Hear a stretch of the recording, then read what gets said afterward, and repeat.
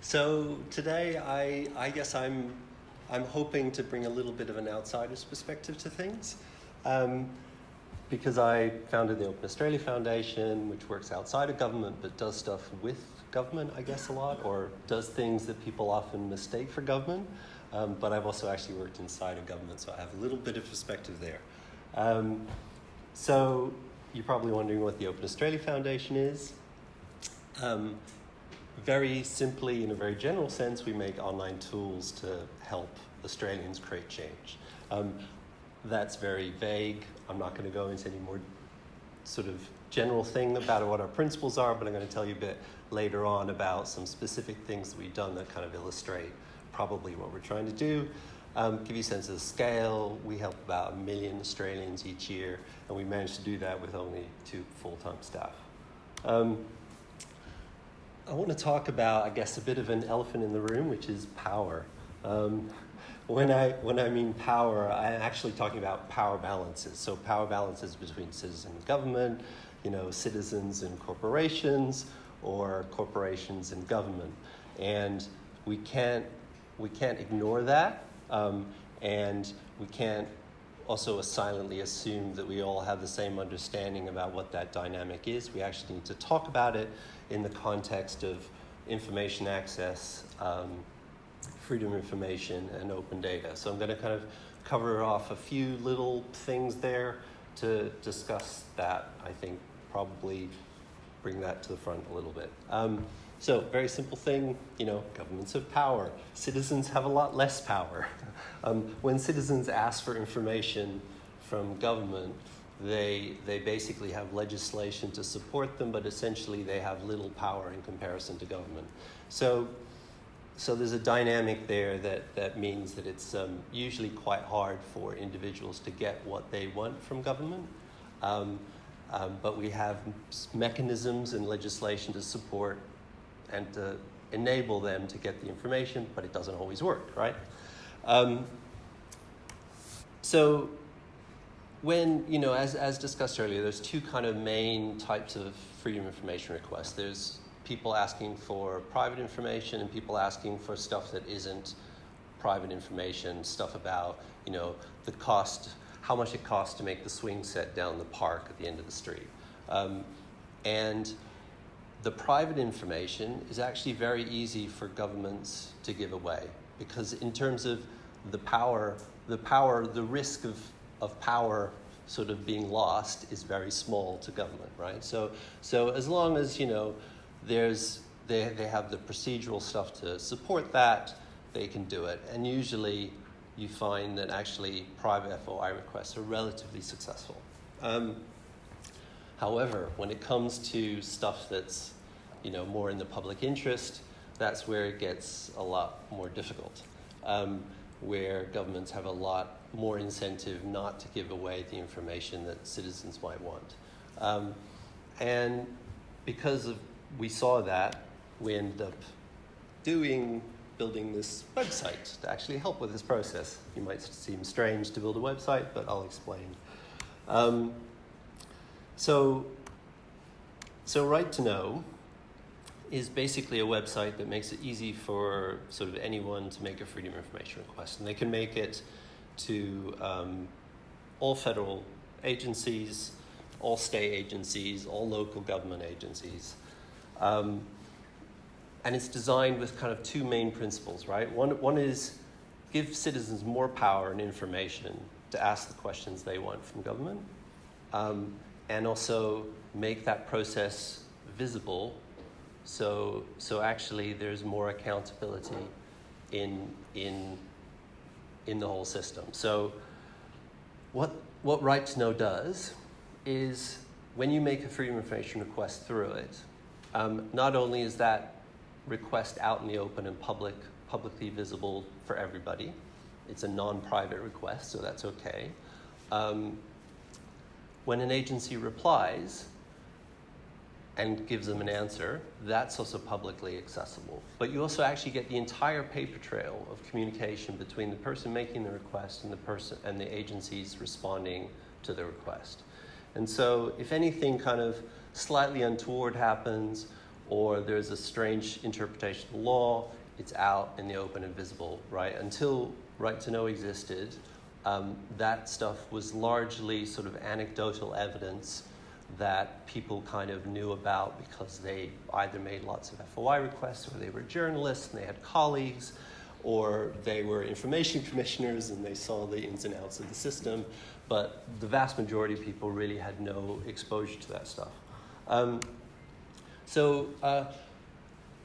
These are some statistics about, I guess, the proportion of requests that go through RightToKnow compared to the non-private federal requests that are made each year. And basically, as of 2015-16, we were about 10% of all the FOI requests were going through RightToKnow for those non-private sorts of requests at the federal level. So the power dynamic of open data. Well, the idea of open data is governments do the right thing, and that they release information that's for the public good, and everybody is happy, and everything works wonderfully, and yeah. The reality is somewhat different, again, because of that power dynamic. So, give an example of three. This is like three of many very important data sets that are obviously vitally important in terms of public interest. Things like knowing what governments spend, not just a $1 million line item, but like actually getting the transaction level breakdown of what different governments spend. Finding out land ownership, making that open, right? Right now you can pay like $12 or $30, I think, to find out who owns a bit of land, but why shouldn't that be open? Beneficial ownership. This is actually a very important one. Finding out who owns companies. You think you know that. You think it's actually on the public record, but it isn't. It's kind of shocking to know that. There is no record of who is the final owner and controller of companies. So those are the really difficult political things that are very, very hard to release, but it's important to, right? But then the other end of the spectrum, there's also like really easy stuff, or things we think are really easy, like this thing called GNAF, which is a database of physical addresses. So basically every house, every building has an address, and it's the latitude and longitude of that place. And it's like economically valuable, politically not problematic at all, and yet it still actually took a long, long, long, long time to get that released. It's now open, which is fantastic. But yeah, it's hard. So we ended up building this other project called Morphio, which is actually making up for this kind of shortfall of the reality between the sort of the rhetoric and there is stuff on the web that you want to use, but is not in any kind of machine readable form. It's basically a platform that anybody who can build these things called web scrapers, which basically take web pages, pages with information on them, and you can turn that into structured data. So then, data that you can use for analysis, data that you can use to drive other websites or whatever. We provide this for free. We built it for the community. It's used by like over 9,000 registered users from pretty much every corner of the world. There's like more than 8,000 scrapers on it now. It's almost like guerrilla open data, right? It's people making open data for stuff that isn't really open data, but it's out there on the web. To give you sort of rough idea of the size, typical week, 3 million pages are scraped, 17 million rows of data. It actually has more open machine-readable data sets than data.gov.au, which is the federal government open data portal.